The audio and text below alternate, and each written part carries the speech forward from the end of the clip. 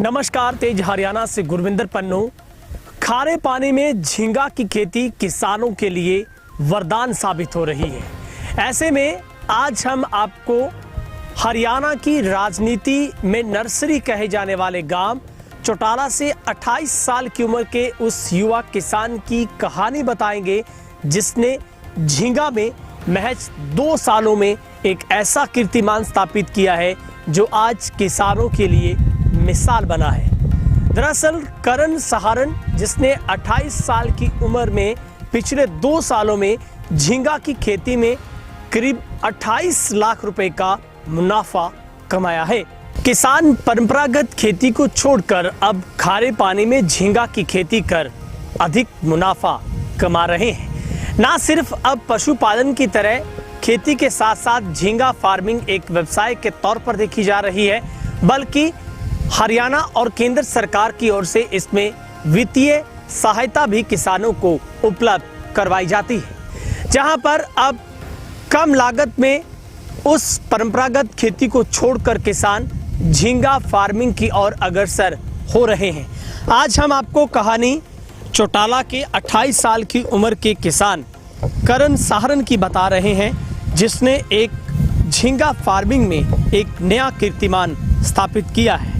दरअसल करण बताते हैं कि उनके पिता की बदौलत उन्होंने इस झींगा फार्मिंग में कदम रखा और आज तक पीछे मुड़कर कभी भी देखा नहीं। शुरू में सन 2020 में 1 एकड़ में उन्होंने 11 लाख की लागत से एक ही कल्चर तैयार किया, जिसमें 3.5 लाख का मुनाफा हुआ। फिर 3 एकड़ में से बढ़ाकर किया तो 18 लाख रुपए लागत आई, तो इसमें 10 लाख का मुनाफा हुआ, जिसमें कुल झींगा 28 लाख रुपए का बिका, और ये भी सिर्फ उन्होंने एक ही कल्चर लिया। फिर 5 एकड़ में जिसके ऊपर 18 लाख से ज़्यादा का खर्च यानी कि लागत आई, और इसमें भी 13 लाख रुपए से ज़्यादा की जो इसमें मुनाफा किसान को मिला। सबसे बड़ी बात है कि करण ने खुद अपनी मेहनत के बल पर हर बार एक ही कल्चर यहाँ से लेना मुनासिब जो समझा है। करण बताते हैं कि इसमें कोई भी मुश्किलात नहीं है, बल्कि किसान को कुछ संयम के साथ, सूक्ष्म दृष्टि के साथ जांच पड़ताल करते रहना चाहिए, और झींगा फार्मिंग आज के वक्त में एक सबसे बड़ा मुनाफा देने वाली खेती बन चली है। जहां पर किसान बताते हैं कि उनके मुताबिक अगर सर्वाइवल करने वाली बात अगर खेती में देखी जाए तो सिर्फ 1 लाख तक की ही सिर्फ आपकी स्टॉकिंग बच्चों की होनी चाहिए। और आज किसान की तरफ से हार्वेस्टिंग करवाई गई है, जिसमें उनका पहला कल्चर है, और इसके अलावा भी वो करीब 4 लाख रुपए का इससे पहले एक कल्चर दिल्ली में खुद जाकर बेचकर अपना मुनाफा कमा चुके हैं। वो गुरुग्राम में लॉकडाउन के बाद अपने खेतों में संभाल करने लगे, और अब 33 ग्राम का जो झींगा 1 पाउंड से जो उन्होंने 36 ग्राम में, जो उनके 36 और 33 ग्राम के झींगा की आज हार्वेस्टिंग हुई है। तो निश्चित तौर पर यह किसानों के लिए एक सबसे बड़ी मिसाल के तौर पर करण ने अपनी एक पहचान स्थापित की है।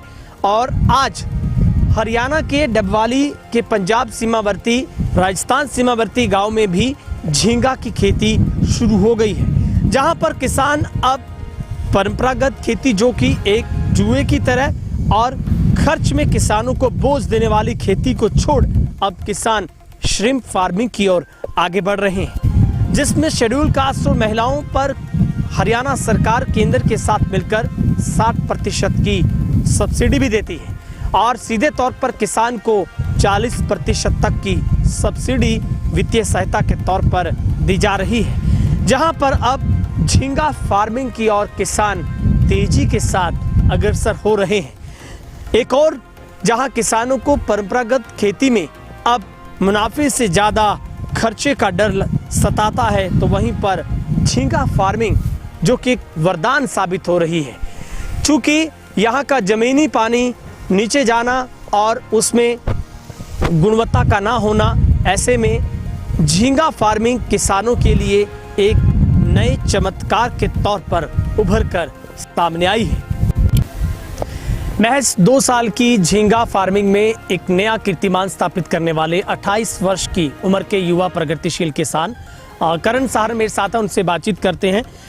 सबसे पहले करण, आपका बहुत बहुत तेज हरियाणा पर स्वागत है। थैंक यू, आपका भी। करण, सबसे पहले जानना चाहूँगा, क्या आपने स्टडी में अब तक किया और कैसे आपका मन झींगा फार्मिंग में आने का आपका मन बना? एक्चुअली मैंने बैचलर्स करी थी फॉरेंसिक के अंदर और बाहर ही पढ़ा लिखा था मैं, मतलब गुड़गांव दिल्ली में ही पढ़ा था। लॉकडाउन लगा तो उसके बाद गांव में वापस आना हुआ। यहाँ पे वापस आए तो फिर मेरे फादर ने ये काम मेरा चालू करवाया। उनके फ्रेंड हैं, हम तो डिप्पी भैया बोलते हैं उनको, एक गुरदीप है, वो काफ़ी टाइम से कर रहे थे, 4-5 साल से। उनके साथ जोड़ा और फिर मैंने भी, उन्होंने थोड़ा बोला कि करते हैं, फिर करवाया। 1 एकड़ से मैंने चालू किया। शुरुआत मतलब आपने सिर्फ 1 एकड़? हाँ जी, 1 एकड़ से। हाँ, पहले मेरे को सीखना था, उसके बाद मुझे मतलब कुछ अगर लगता है बढ़ाना चाहिए, नहीं बढ़ाना चाहिए, उसके हिसाब से। करण भाई, किसान सीधे तौर पर समझना चाहते हैं, आप उनको दोनों चीज़ें बताएं, लागत में क्या होता है, मुनाफे में क्या आता है, क्योंकि ये कन्फ्यूजन बहुत बड़ी है किसानों की। सच में बताना, कितना आपको लागत सबसे पहले 1 एकड़ पर आई, कितनी मेहनत करनी पड़ी, कोई डर भी था आपके मन में, कितने आप अपने आप को सिक्योर मान रहे थे? जब पहले 1 एकड़ किया था तो आप मानो कि मेरे 10-11 लाख रुपए तो लग गए थे सारा सेटअप करने के अंदर ही, क्योंकि पॉन्ड प्रिपरेशन होती है, लाइट का होता है, उसके बाद आप अप्लाइंसेस लेके आते हो, इक्विपमेंट्स यूज़ करते हो, बोरवेल करवाते हो, बहुत सारा खर्चा होता है। आप 10-12 साल का, आप मतलब 10-12 लाख का आप लगा लो, लगता ही लगता है। वो मेरा पहली बार में पूरा हो गया था। ठीक है, तो बराबर हो गया। अगले साल जब मैंने किया तो मेरे को 3.5-4 लाख रुपए 1 एकड़ पे एक बार में बच गए थे, सिर्फ एक कल्चर में? हाँ, एक कल्चर में। बाकी बिक्री जो हुई है वो तो 12 लाख की दिखा दूंगा, बट मेरी लागत जो है वो 5 से 6 लाख रुपए लग जाती है आराम से। बिजली का भी लगता है, फीड का भी लगता है, सीड का भी लगता है, लेबर का भी लगता है, हर चीज़ का लगता है। तो ऐसे करके 3-4 लाख रुपए बच गए थे। उसके बाद से मुझे लगा भी ऐसी कोई फसल अपने तो मैंने देखी नहीं कि भी 1 एकड़ में इतना पैसा देती हो, कोई बाग भी नहीं देता। नहीं देता ना? नहीं देता। हाँ, तो फिर और क्या चाहिए। ठीक है, तो फिर आपने इसको आगे बढ़ाया? हाँ, फिर मैंने देखो 1 से 3 करे, 3 से 5 करे, अब मैंने 8 कर लिए। ठीक है, अभी इस बार से आपने 8 और कर दिया। हाँ। तो भाई, अब तक आप 5 एकड़ में टोटल कितनी लागत आई और कितना मुनाफा अब तक? देखो, मैंने कैलकुलेट करा है, मेरे को 28 लाख रुपए बच गए 2 साल के अंदर, 28-30 लाख रुपए। इसमें सिर्फ लागत को हटा के सिर्फ मेरा प्रॉफिट है ये। ऐसे अगर आप सेल की बात करो तो सेल तो फिर 1 पॉइंट 12 से 13 लाख रुपए, कभी 10 लाख का भी गया है, कभी 12 लाख का भी गया है, से जाता रहता है। अभी जो बहुत सारे युवा किसान हैं, जो लोग मतलब परंपरागत खेती को छोड़कर मूव झींगा में करना चाहते हैं, क्या लगता है ये सुनहरी अवसर है बिना सोचे समझे? हाँ, इंटीग्रेटेड फार्मिंग के लिए बेस्ट चीज़ है ये। अगर आप पढ़े लिखे हो और कुछ चीज़ें नई चीज़ सीखना चाहते हो तो ये बेस्ट है मेरे हिसाब से। तो इससे अच्छा क्या काम है। आप थोड़ा सा आपको इन्वेस्ट करना पड़ेगा टाइम, और थोड़ा आप जो आपके साथ बंदे कर रहे हैं, आपको करवा रहे हैं, आप उनसे थोड़ा गेन करो। जितनी बार वो आते हैं कुछ ना कुछ गेन करोगे, फिर थोड़ा कॉमन सेंस भी होती है, खुद की भी अपने लगानी पड़ती है, उसके बाद चल जाता है। अभी भाई साहब, आपको कितनी मेहनत करनी पड़ती है? मतलब आप जब पहला कल्चर? मैंने बहुत मेहनत की थी, मैं खुद ही मैंने सारा काम किया था, फीड गेरने से लेके फीड मिलाने से तक सारा कुछ किया था।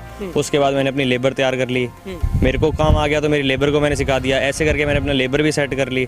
अब कोई नई लेबर आती तो वो लेबर उसको समझा देती है। अब मैं पहले खुद काम कर रहा था, अब मैं सिर्फ सुपरवाइज करता हूँ, मैं देखता हूँ सारा काम, और जो छोटा मोटा और कोई बड़ा काम है वो देख लेते हैं। बाकी अब ये नहीं कि हाथों से सारा काम चलता रहता है। आपके अनुसार बेस्ट जो आइडियल कल्चर कहें, या फिर जो एक आइडियल तरीके से आप इसकी खेती माने, क्या पैमाना मानते हैं कि करने कितनी आपकी? मेरे एक्सपीरियंस के साथ अगर मैं कंपेयर करूं तो मेरे हिसाब से 80,000 से 1 लाख बच्चे अगर आपने स्टॉक करे हुए हैं 1 एकड़ के अंदर, तो आप अच्छे टाइम के अंदर, कम टाइम के अंदर एक वो वेट अटेन कर लो जिसमें आपको बेस्ट प्राइस मिल रहा है।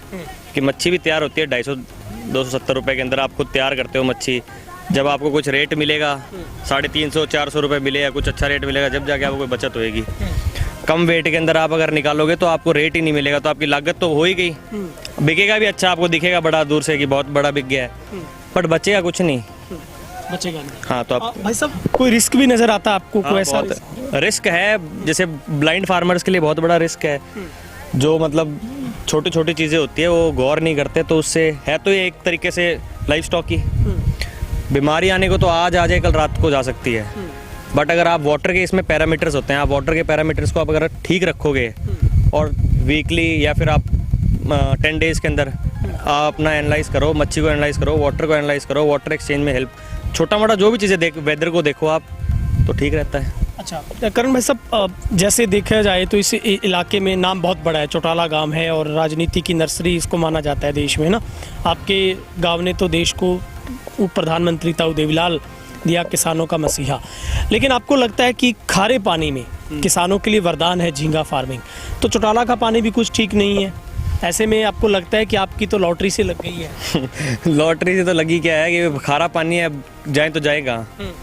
आप मेरे को यहाँ मीठा पानी कर दो, मैं चूना लगा लूंगा। मतलब अल्टरनेट था नहीं, मतलब और कुछ था नहीं। बाकी ऐसे कि हमसे पहले कर रहे थे सॉल्ट वाटर के अंदर, सॉल्ट वाटर में हमसे पहले कर रहे थे, थोड़ी बहुत अपन ने स्टडी कर ली, हो गया, सही है।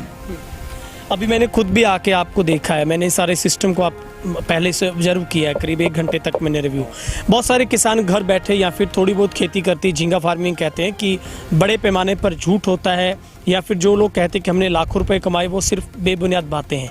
लेकिन मुझे यकीन होता आपकी बातें सुन के, आप उन किसानों के लिए क्या उनका वहम दूर हो सकता है वो अगर इस और देखो, आपको ना सरकार भी इसमें मदद करती है, ऐसा नहीं है कि आपको सरकार मदद नहीं कर रही है। आप हमारे सिरसा के अंदर जो जैसे डीएफओ हैं उनके थ्रू भी, और बाकी आप और भी सरकारी बंदों से आप बात कर लो, चाहे आपको सब्सिडी मिल जाती है, सब्सिडी भी मिलती है आपको। और जैसे जो फीड के डीलर्स हैं अलग अलग हैं, आप उनके अलग अलग डॉक्टर्स आए हैं, टेक्नीशियंस हैं, आप उनके साथ थोड़ा टाइम स्पेंड करो, आप उनसे थोड़ी चीज़ें सीखो, फिर आप खुद अपने पॉइंट पे अप्लाई करो। With experience you will gain. ऐसा नहीं है कि मतलब एक दिन में आप सीख जाओगे, आप 1 साल में आप सीखोगे कुछ, अगले साल कुछ और सीखोगे।